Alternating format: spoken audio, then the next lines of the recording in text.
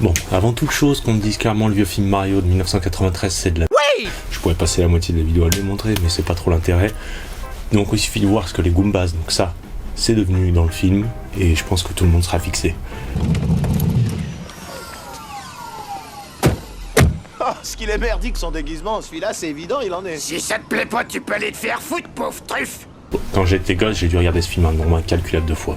Je me rendais même pas compte que c'était un film Mario d'ailleurs. Mais en tout cas, c'est grâce à ce genre de film qu'aujourd'hui j'ai une passion pour le nanar. Et ça tombe bien parce que le nanar c'est parfait pour voir ce qu'il ne faut pas faire dans un film, et du coup, ce qui pourrait être bien fait. Alors en avant pour un univers dans lequel le vieux film Mario de 1993 aurait été un bon film. Et peut-être même un film qui aurait surclassé de loin le nouveau film Mario. Un monde dans lequel le jeu Switch Sport aurait un intérêt.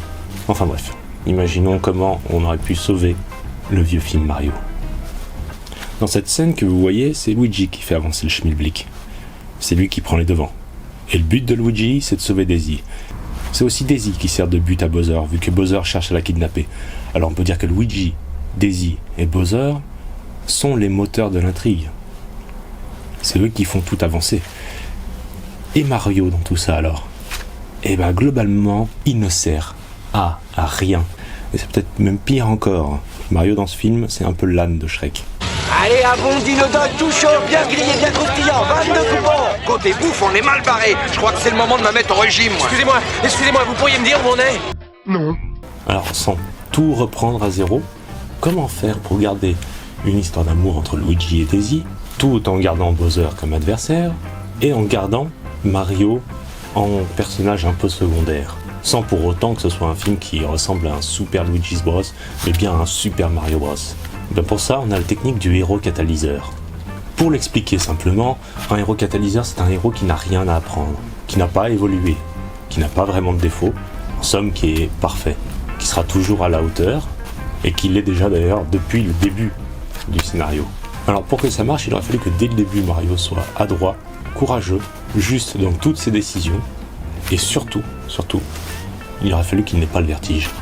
Parce que oui, ici, Mario a le vertige. C'est pas vrai.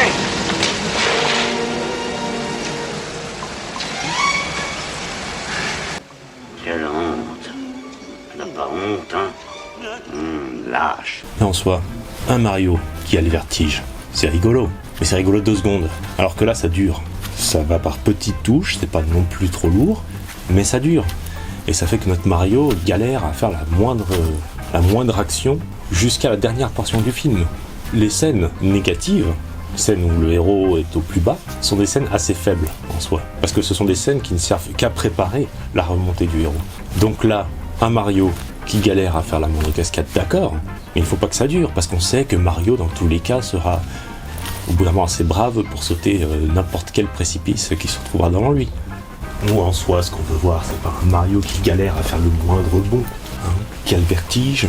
Super Mario Bros, c'est pas Death Stranding, nom de Dieu. Faut quand même tenir debout. Mamma mia! Mais revenons sur cette histoire de héros catalyseur. Si on avait voulu que Mario soit un héros catalyseur dans ce film, il aurait fallu que ça ressemble à ça. Ils ont crevé une canalisation! Heureusement que vous êtes là! Pourquoi, heureusement? Bah, vous êtes bien plombier, non? Ah oui?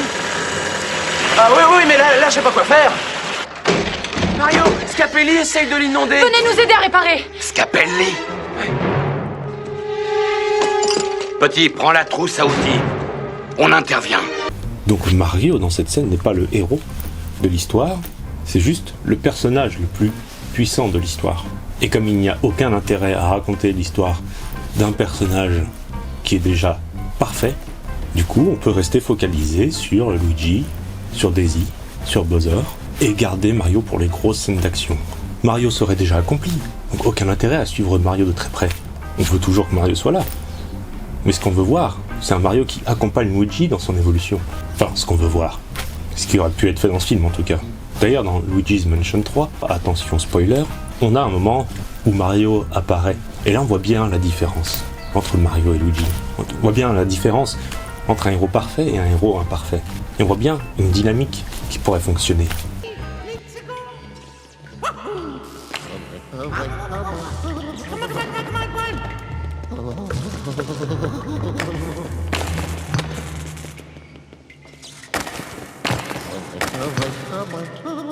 Et enfin, il y a un dernier aspect qui fait que Mario ne pouvait pas être le héros de ce film.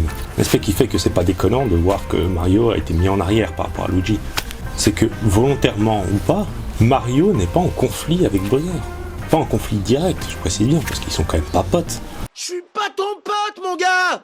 Ce que je veux dire, c'est que dans ce film, le but de Bowser, c'est de kidnapper Daisy, et pourquoi pas de la pécho, visiblement. On dit toujours que les jeunes filles n'oublient jamais leur premier rendez-vous avec un lézard.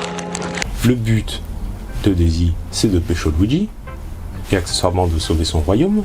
Et le but de Luigi, c'est de pécho Daisy, avec plus ou moins de talent.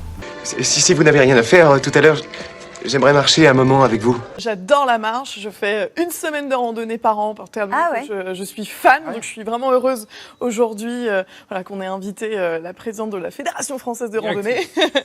C'est donc les désirs de Bowser, de Daisy et de Luigi qui entrent en conflit.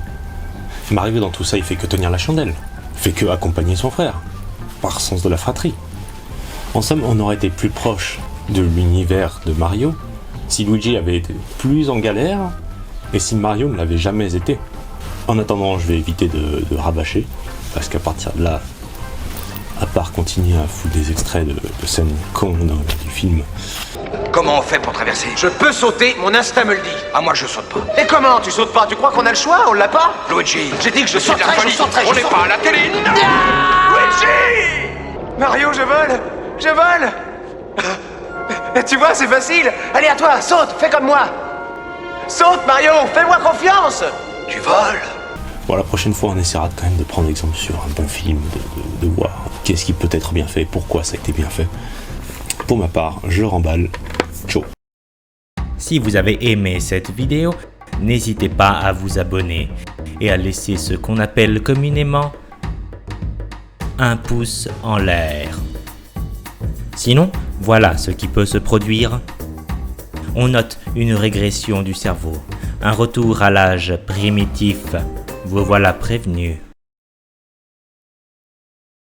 Arrivederci.